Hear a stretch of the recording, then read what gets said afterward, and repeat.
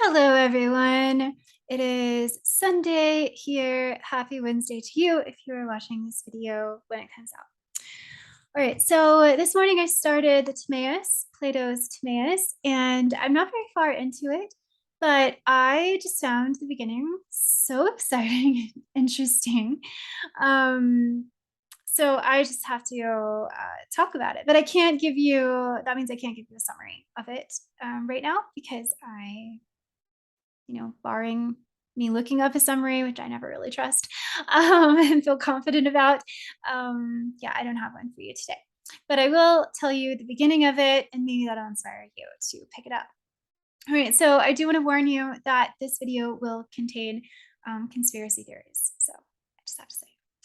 All right, so the beginning of it, which is not necessarily the very, very beginning of the beginning, is not the topic of this video, but I want to go over it because it's really interesting. And it's interesting because it is a continuation of the Republic. It seems like it just continues the story. Now, I am sure that Socrates spoke of his utopic vision for the perfect kind of non-democratic city-state polis and all the citizens with the philosopher kings and guardians. I'm sure he spoke about this. It's quite his student Plato was able to write an entire, I don't know how many pages the Republic is, like 200 pages in the format of the books we have today, about it's a pretty comprehensive description, right? So, and his student was able to kind of dramatize it,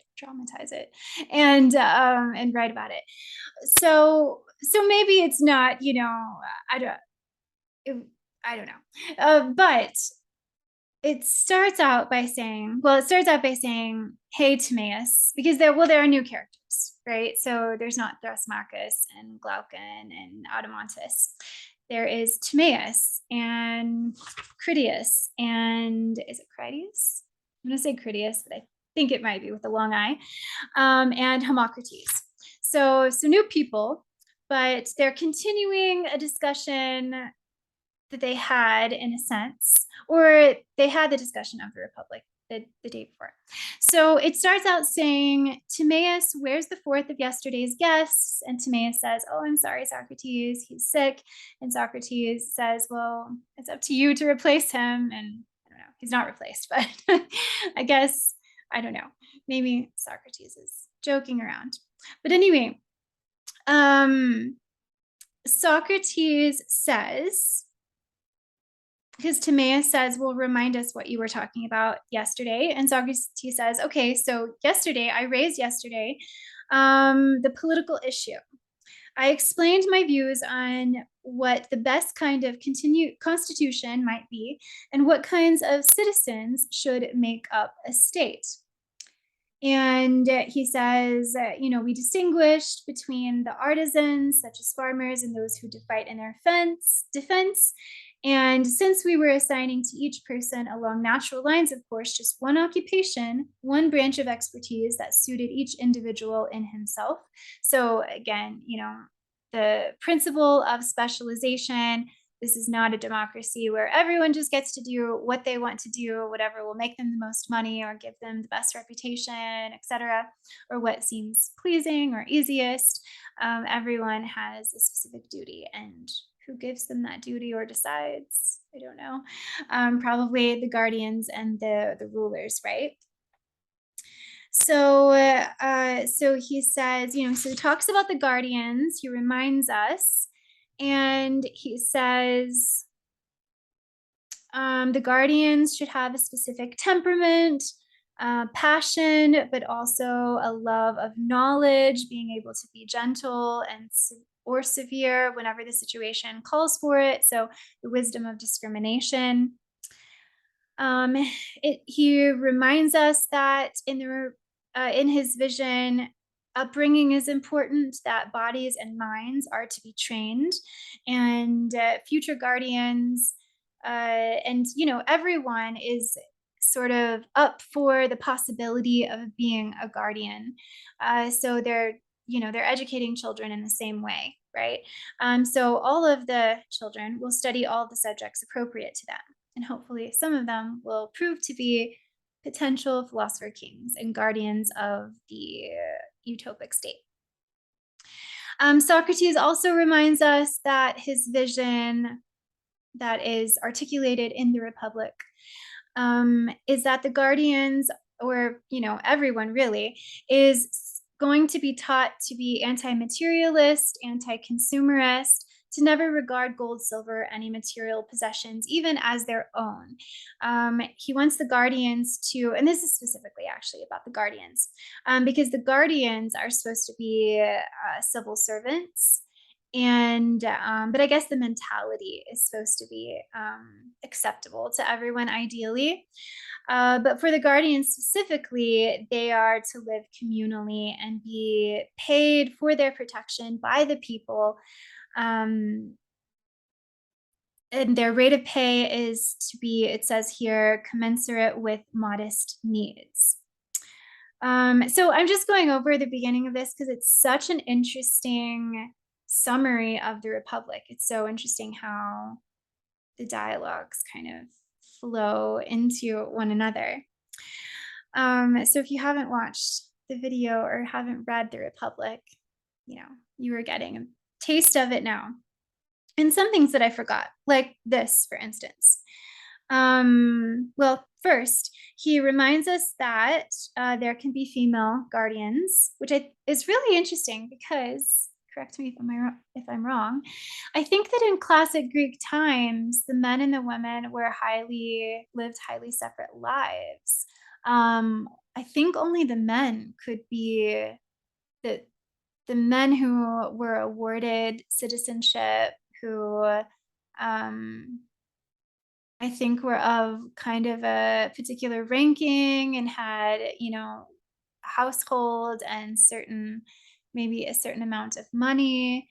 They were only the men were allowed to be like citizens and vote and everything. That they have voting. They might have had voting. I don't know, on some things.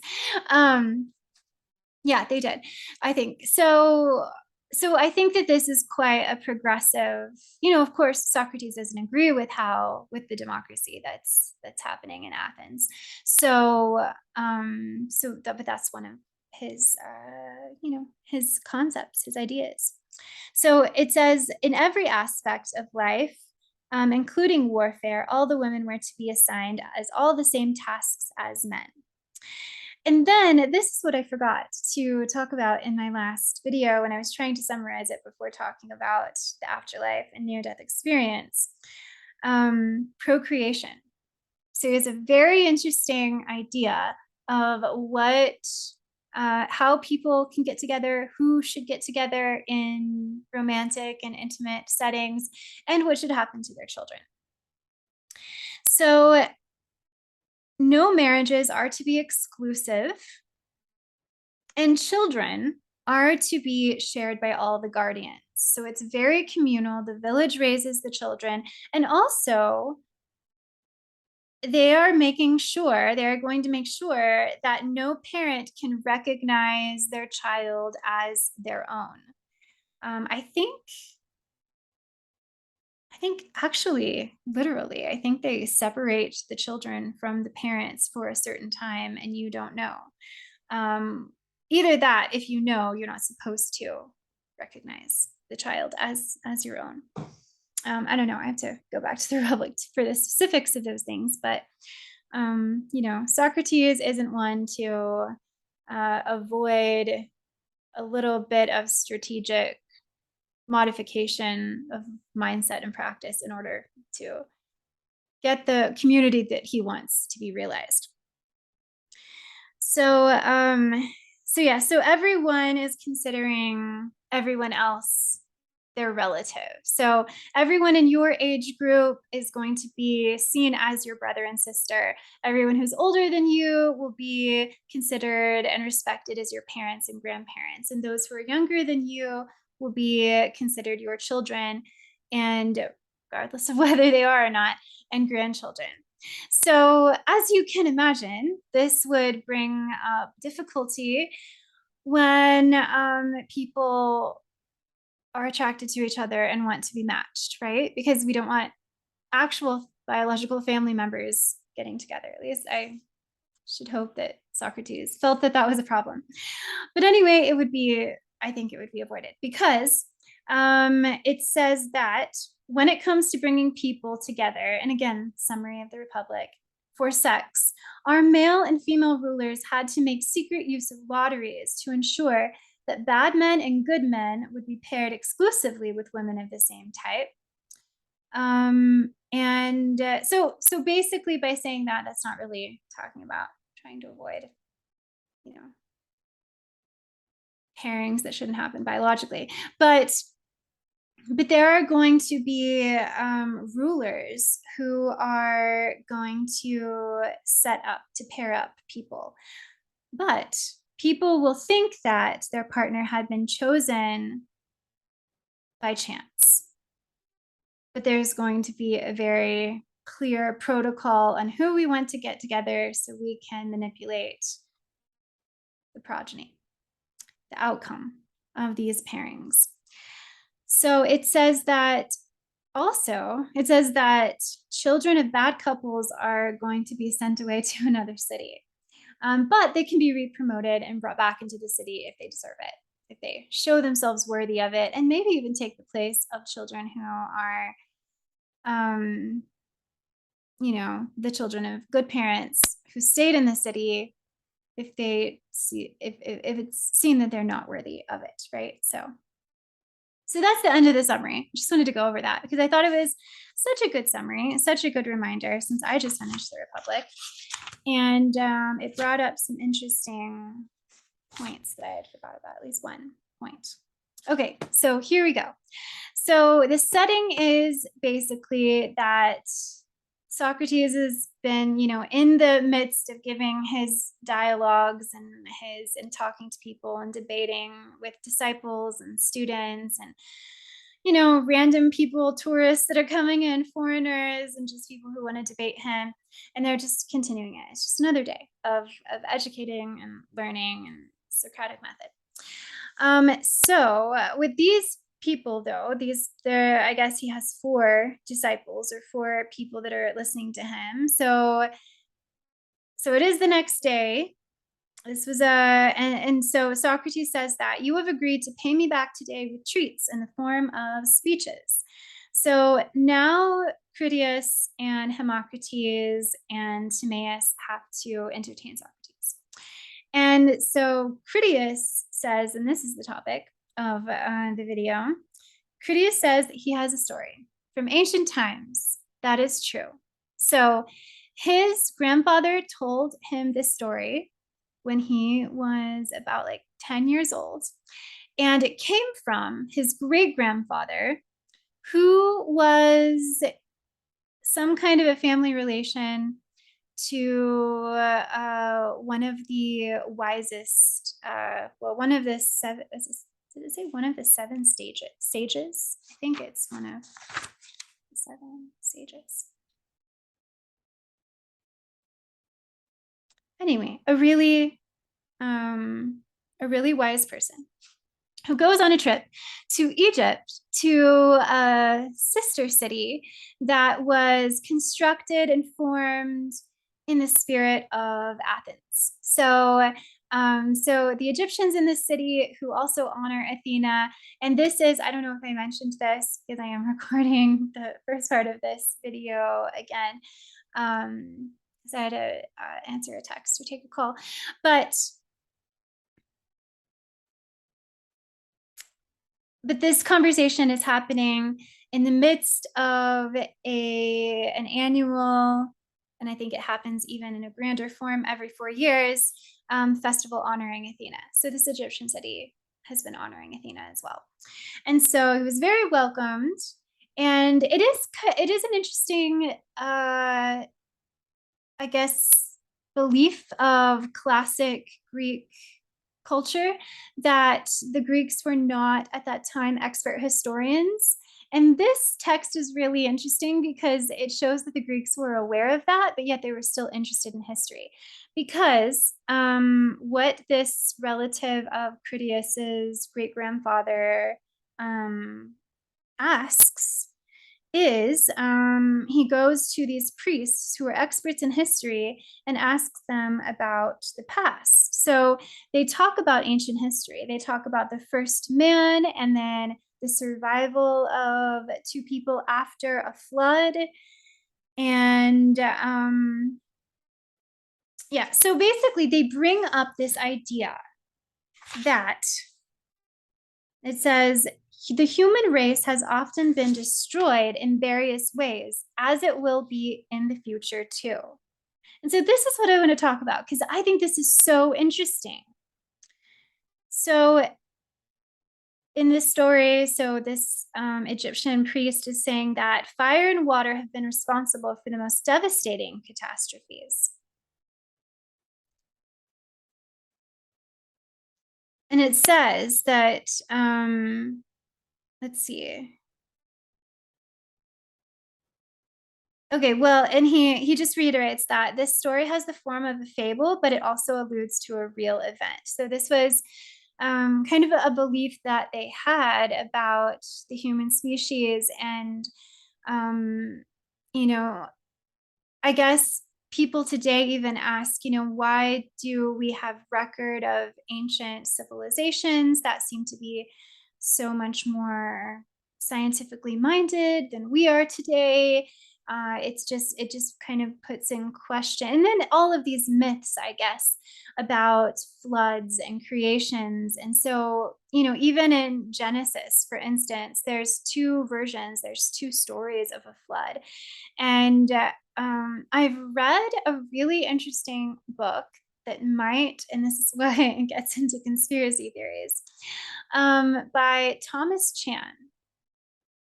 It's the Adam and Eve story. And if you've heard of it, please, I just hear like some people groaning. Um, it's just really interesting. So there was this book by Thomas Chan that talked about cataclysmic events.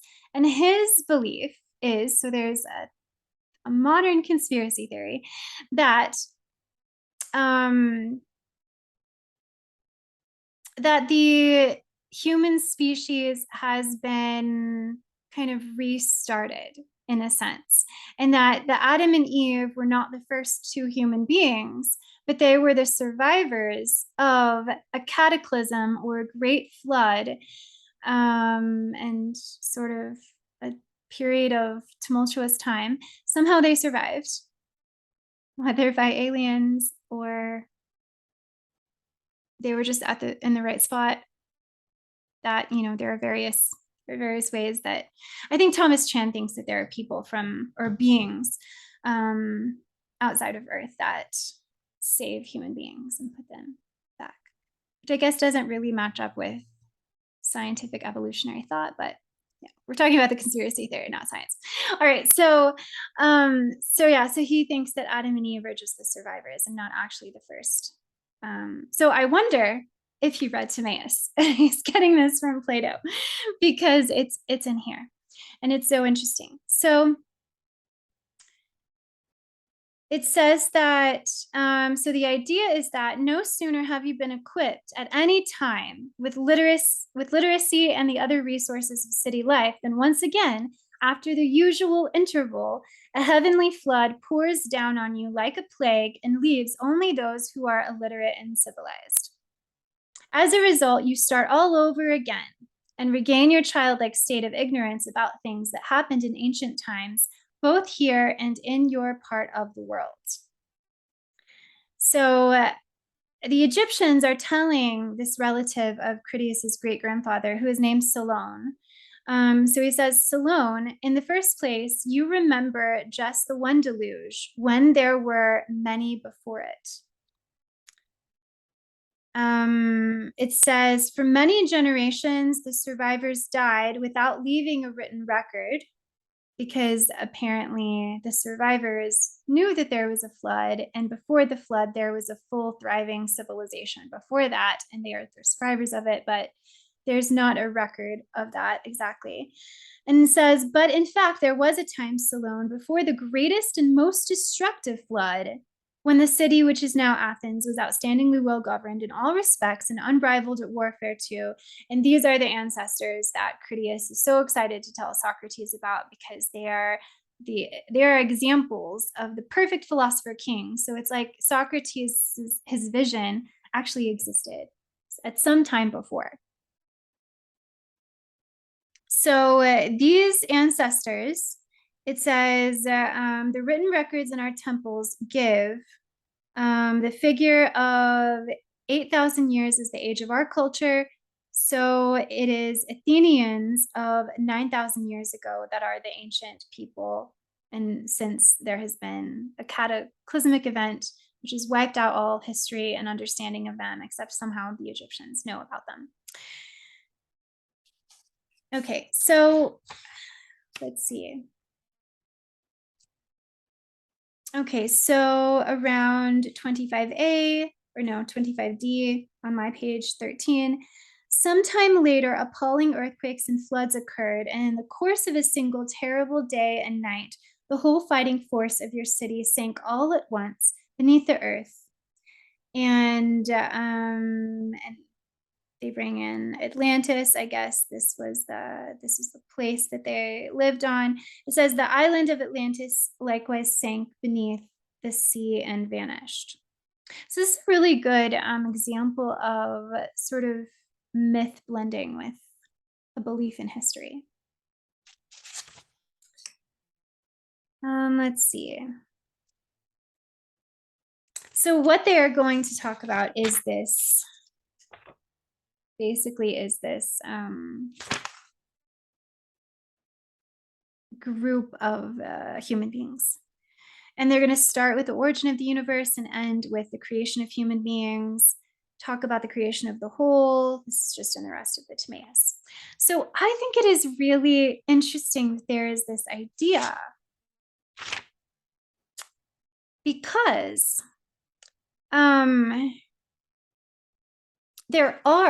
because it is true that there are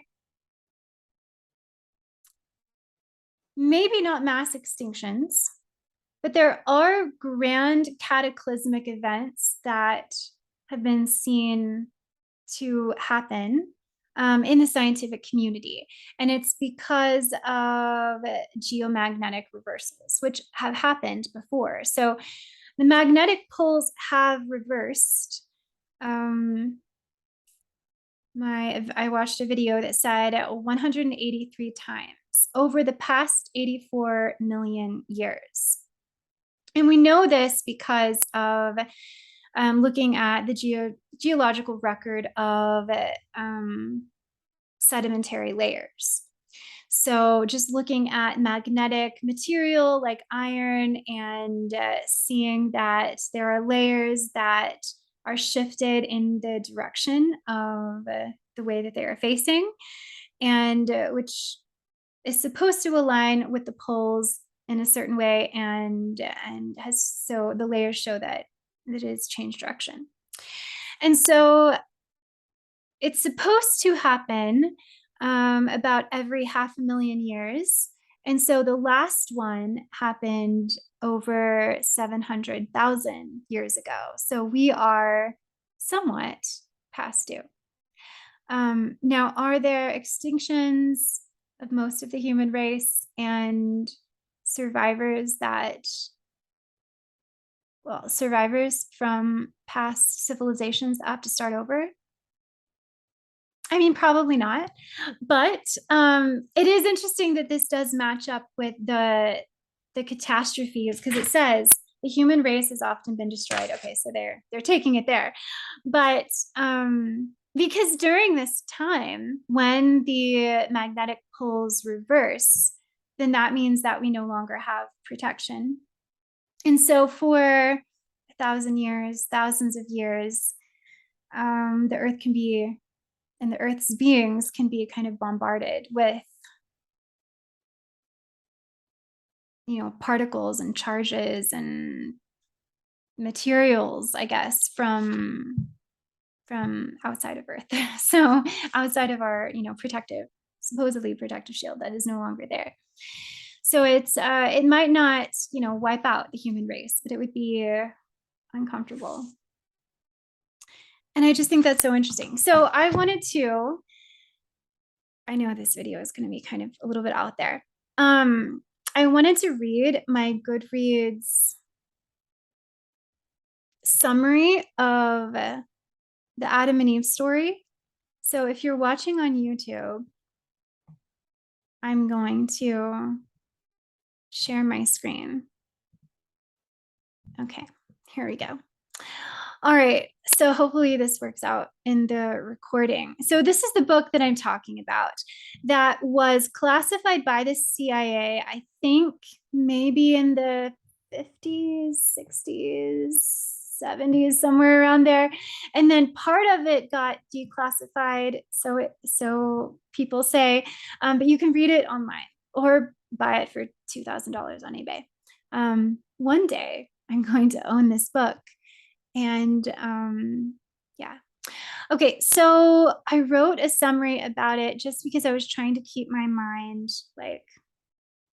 and just, I don't know, just reading Plato's Timaeus made me think of this book that I read. How did I come upon it? Randomly. So according to Thomas Chan, who is what is he? He is a science researcher, religious studies scholar, historian, literary critic. So I don't know if it's not like an astrophysicist or anything, and he blends it with his own sort of modern myth. And I just think it's such an interesting example of sort of modern myth, I guess. So every few thousand years on a varying timetable, the magnetic and electrical orderliness of the shallow molten layer of the Earth is disrupted. This causes the magnetic poles to shift and a cataclysm to destroy most of the living beings on Earth. Various stories that have to do with apocalyptic floods like Noah and the Ark, or various creation stories, Adam and Eve being the first people, those are written by the few survivors of these cataclysms where humans have to start over. Okay, I need to add an S there. The span of time in which human civilization can evolve and progress varies. And the longer humans have existed, I guess, between cataclysms, the more advanced they can get. The time spans, though, are getting shorter and shorter according to this. I don't think that I'm not sure. I watched a PBS video. I think his name is Matt O'Dowd. I'll put the link in the description below because it's an interesting video and I want to watch all of the videos. But when I was a teenager, a young miss, I wanted to marry an astrophysicist. So I should honor that silly romantic desire by, as now a mature older woman, and actually just learn about it, the information, because the information is not my love. Anyway, that's a ridiculous caveat. Okay, so let's see. So according to this book, which is kind of a myth, kind of a conspiracy theory, but also integrates science, just sort of like our myths of old and works of old. Okay, so let's see. Okay, this is where I was at, which I don't know if this is actually true. The time spans, though, are getting shorter and shorter, and scholars have tried to calculate based on ancient literature and history the time frames, because I think that the actual astrophysicist, Matt O'Dowd, said that it seemed kind of random. It seems like it's once every 500,000 years, but it's not super, on the dot. So, but he did not say anything as to it's getting shorter and shorter. So let's see, but maybe that was the science when Thomas Chan was writing. I don't know. But he says, just for interest's sake, and scholars have tried to calculate based on ancient literature and history the time frames. So we probably need to actually look in like sedimentary layers, but Looking at literature is also fun. All right, so the last cataclysm was Noah's flood. The one before was Adam and Eve's flood. Apparently, there are 3 in the Bible. This leads to an explanation of how ancient civilizations were more advanced than the one today, as well as aliens. Because it is possibly aliens, and I have to say that I think it's possible that there are intelligent, sentient beings, that I don't think that human beings are the only um, representation of that. It's a space, it's a big place, right? So I don't know. Maybe we need another word besides aliens. Although I guess etymologically, aliens work. Because it is I don't know, I have to look it up in the OED. So I haven't in a while. Let's see. It is said that we are heading into another null zone and the Earth's magnetic field strength is decreasing. This, Matt O'Dowd said, is somewhat true. I don't know if he said it was decreasing, but the weakening of the magnetic field is a precursor to a shift. And he said that there was some, what did he say? In his words, there were some funny things happening. So recently, but we don't need to be worried. Basically, the Earth's core cannot bind the Earth's shell to its interior. I don't know if that's true. To figure out, but anyway, something happens. To figure out, and then he has, it's kind of a survival, he has some survival advice. So maybe you can be the survivors. And again, I don't know. I don't think that that's possible, but it's kind of a fun thing to think. So he has this, like, he says, get a magnetic compass and a stopwatch and put a piece of paper under the compass and draw a circle around a compass. And I don't know. Apparently I summarized it. So since I summarized it, I understood what he was saying to some extent, but anyway, the description of it, I just think is really interesting. So I don't know. I think this is a fun kind of book to look at. So I'm going to see if I can stop sharing.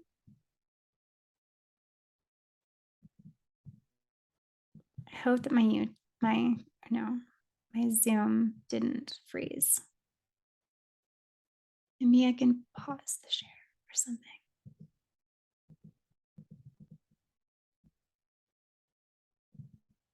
Okay, well, I can't unshare. My computer can't figure that out or deal with it, but it doesn't matter because that is really all I wanted to say anyway. Because I didn't actually read a lot of Timaeus. I think I'm on page 15 or 17. So I just got so excited when I saw the description of these cataclysms because I read it in Thomas Chan or Chan Thomas's book. And I don't know, I'm fascinated with creation and destruction myth in the Christian scriptures, well, in the Hebrew scriptures, and just Sumerian myth and everywhere. So anyway, thank you so much for engaging my nerdy little exploration into science and conspiracy theory and myth.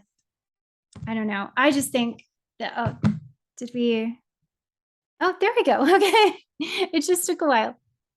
Okay. So I just think it's interesting. And anytime I can be excited about a text and therefore perhaps inspire someone to also take it up, I'm going to do that. All right. Well, thank you all. I think this is perhaps a little bit shorter than my usual videos, but it was mainly just so I can talk about conspiracy theories. Okay, thank you. Comment below if you have any, or if you have any feedback for any of the ideas that are, rolling around in my head.